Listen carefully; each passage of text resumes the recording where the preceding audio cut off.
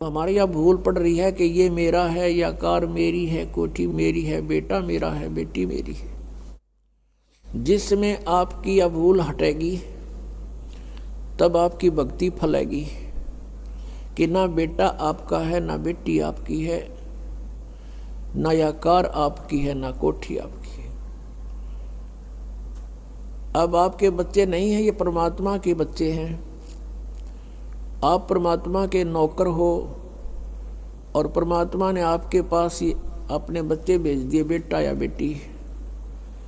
इनको आप अपना मान कर करते हो तो भूल भारी है आपके, लेकिन ये जीव के बस की भी नहीं। इस ज्ञान से धीरे धीरे और भक्ति से, इस एंटीबायोटिक औषधि खाने से, ये तत्व ज्ञान रूपी वचन सुनने से आपको बिल्कुल समझ में आ जाएगी कि सचमुच यहाँ अपना तो शरीर भी नहीं है। तो हमने इन बच्चों को जो आपको भगवान ने दिए हैं, इनके दास नौकर बनकर आपने इनकी परवरिश करनी है। भगवान से डर के इनकी सेवा करनी है, जैसे एक नौकरानी और एक नौकर मालिक के बच्चों की कितनी केयर टेक करता है। इस दास को इतिहास अब याद आते हैं, उदाहरण आते हैं जो संसार में घटे हुए हैं। भगवान ने जो हमें उदाहरण दिए हैं वो सत्य हैं। एक समय दास जब सर्विस करता था, ऑफिस में बैठा था और सामने गली थी, सड़क, और ऑफिस से 2 मकान छोड़कर लेफ्ट साइड में एक बहुत बड़े धनवान व्यक्ति का मकान था, कोठी थी। उसकी एक पुत्री थी, लड़की ज़्यादा से ज़्यादा 8-9 वर्ष की होगी। उसके लिए एक नौकरानी छोड़ रखी थी और उस लड़की का स्कूल वहाँ से ज़्यादा 10 फरलांग होगा, यानी 2000 फुट मुश्किल से 5 एकड़ की दूरी पर। तो वो लड़की को नवाती धवाती, उसके सारे कपड़े चेंज करती और सारा उसको व्यवस्था रखती, खाना पीना दूध सब समय पर खिलाती।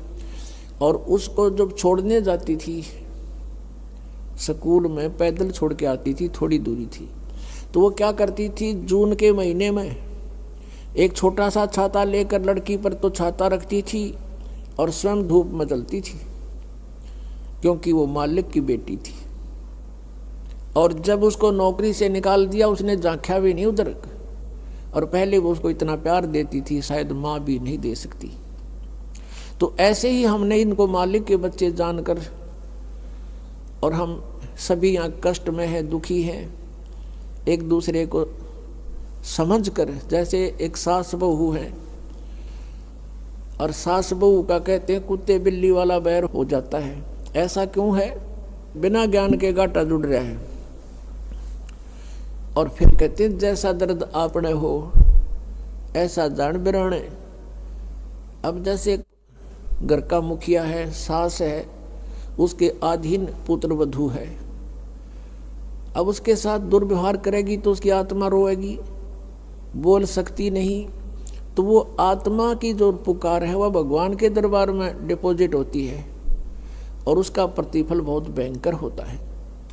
फिर क्या होता है कि कई जगह ऐसा है कि पुत्र वधू इतनी हैवी है सास पर, उसको तंग करती है, तो उस समय युज्ञान याद रखना चाहिए कि हम इस काल ने ऐसी व्यवस्था में जोड़ रखे हैं, क्योंकि यहाँ व्यवस्था ऐसी है। अब जवान बच्चे का और बूढ़े का कभी भी मेल नहीं मिले, ना मन मिले, ना व्यवहार मिले, ना विचार मिले, और फिर रहना इकट्ठा, सास और बहू ने इकट्ठा रहना और कति विचार नहीं मिले, यह गारंटीड बात है। और इसलिए झगड़ा रहेगा, यह भी रहेगा, लेकिन इसका समाधान इस ज्ञान से होगा। देखो, कोई भी घर में हानि करके प्रसन्न नहीं हुआ करता, कोई भी नुकसान करके राजी नहीं, लेकिन हो जाता है। और फिर उसके ऊपर एक दूसरे के साथ खींचातानी करे, तूने ऐसा कर दिया, तू ऐसा करता है, ये करता है। को बालक है, उसने प्यार से समझा दे, लेकिन नुकसान जो होना है आपके भाग्य में पूर्व निर्धारित है, वो होके ही रहेगा। और वो नुकसान तो हो लिया और फिर वो झगड़ा बाकी रह गया, बेमतलब की टेंशन। जब आप परमात्मा की शरण में आ जाओगे, ये हानि भी नहीं होगी आपके, सत्कर मान लेना। और इस ज्ञान से जब यो मन बकवाद करेगा, इस ज्ञान रूपी लगाम से यू रुकेगा, एक सास बहू थी, बुढ़िया बहुत लड़ा करती अपनी पुत्र वधू के साथ, इकलौता पुत्र था। अब बेटा न्यों सोचा करता भाई माँ की बात नहीं मानी तो माँ की आत्मा दुख पाओगी, वो भी अपनी पत्नी को ही धमकाया करता, गलती होती चाहे ना होती, माँ को प्रसन्न करने के लिए। और बुढ़िया बहुत कलियारी थी। अब पुण्यात्मा एक परमात्मा लीला बख्शते हैं, करते हैं, दया करते हैं। एक बहन सत्संग में जाया करती थी बुढ़िया माई, वो उनके घर चली गई, कुदरती परमात्मा भेजते हैं। और वह बुढ़िया लाग रही कति श्लोक सुनान अच्छी बुंडी कहना अपनी पुत्र वधू को, और वह बेचारी बोल रहा नहीं। अब बोलूँगी तो फिर सामने अपने बेटे दगड़वाएगी, तो वह बेचारी चुप रहने में अपनी खैर समझ रही थी। अब उस बहन जो सत्संग में जाती थी, परमात्मा परमेश्वर के विचार सुनती थी, उसने सोचा ये तो नरक हो रहा है इनका घर। उसने उस बुढ़िया को सहज सहज प्यार से कहा, बहन सत्संग में चलेगी? ना हम नहीं जाया कर सत्संग में, ये तो उलगी जाया कर ठाली, जिन्हें कोई काम कोई ना। हर बुढ़िया ने काम बहुत लड़ने का, और काम नहीं उसने, वो छूटे ना उसने फिर दूसरे तीसरे दिन फिर कहा कि आए एक बार मेरे साथ चल, कोई भी ना रही मेरे साथ चलने वाली, और मैं अकेली रहेगी, सत्संग में जाना है, जल्दी आ जावांगे। वह उसकी मुंह लागती सी थी। उस दिन वह बुढ़िया उसके साथ चलेगी। अब साथ चलेगी तो वह सत्संग सुना, सत्संग सुने तो पुण्यात्मा असर होया कर, ऐसी बात नहीं। जब तक हम कुएं के मेंढक बने रहेंगे, हम उसी क्रियाओं से लिप्त रहते हैं, वैसे ही विचार हमारे बने रहते हैं, और ज़्यादा ही दुख और बुराइयां हमारे अंदर प्रवेश होती रहती हैं। बुढ़िया ने सुने विचार, उसकी तो एकदम जो है ना एकदम परिवर्तन आ गया उसके अंदर। अब सचमुच हमने आपस में नहीं किसी को दुखी करना चाहिए। कथा सुनाई गई कि एक व्यक्ति था,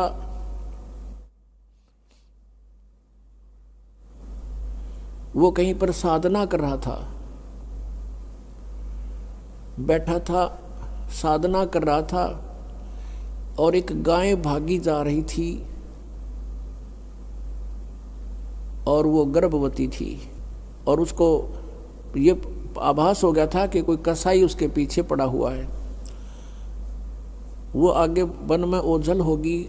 शिकारी वहाँ आया, उस साधक से उसने पूछा, गाय देखी आपने? कहते मुंह से नहीं बोला, उसने हाथ कर दिया ऐसे, किधर गई? वो कसाई ने वह गाय ढूंढ ली, वो मार दी। उसका भी प्रतिफल उसको भोगना पड़ा। कहते हैं फिर उसकी बाजू कट गई। इतना भी हम सहयोग देते हैं किसी अन्य दुष्कर्म के अंदर, इतना भी हमें हानि होती है। जैसे हमने मना किया है बीड़ी शराब मांस तम्बाकू पीना नहीं है, और किसी को पीने में सहयोग भी नहीं देना, उठा के भी नहीं देना, उसमें भी हानि होगी। आपको मर्यादा सारी पालन करनी होगी। कहने का भाव ये है कि एक व्यक्ति था और उसकी पत्नी बहुत लड़ा करती, बहुत झगड़ा करती थी, बहुत बुरा बोलती थी।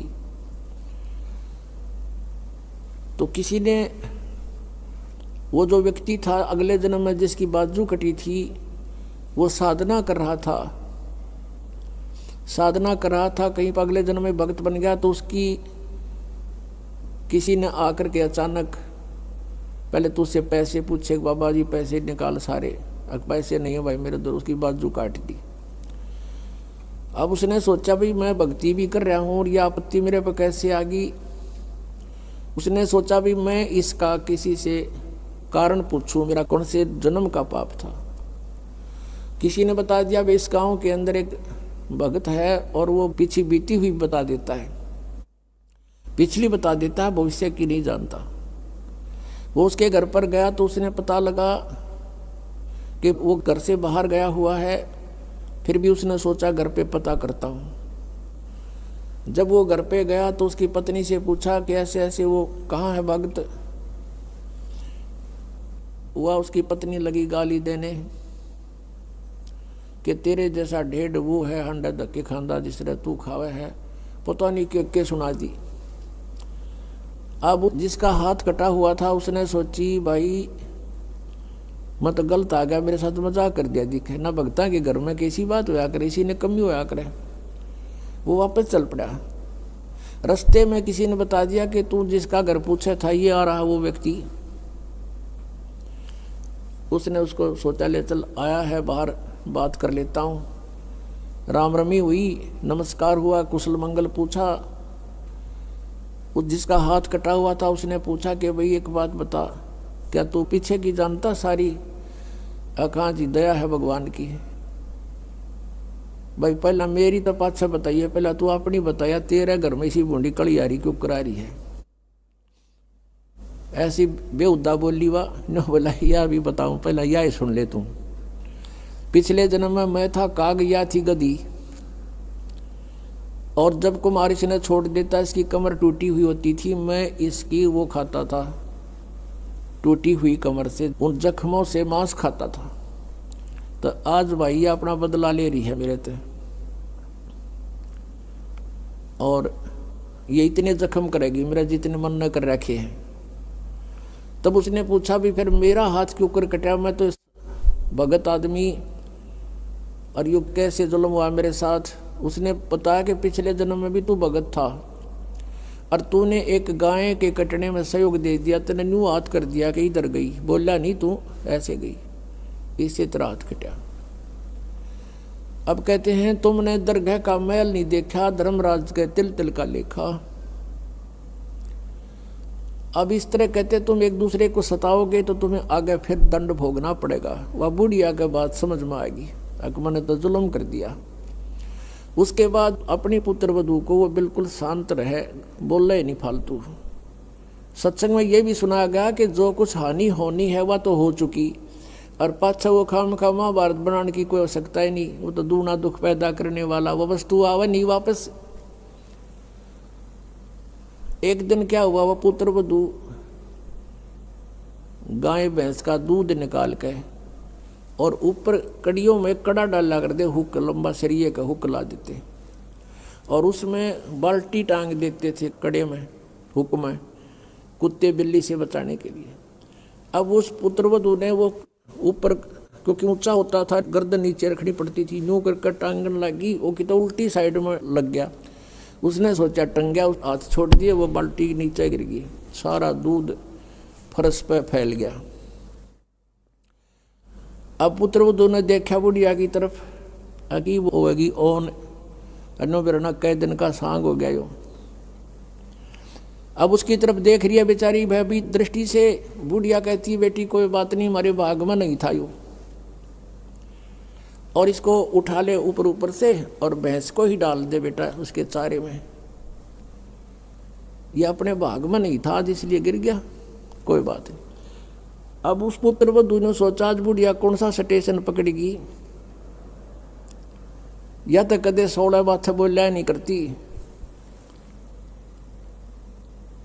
काफी देर उसका जची नहीं, बुढ़िया फिर शुरू हो गया ऊपर ले मन तक कहती हो कदे।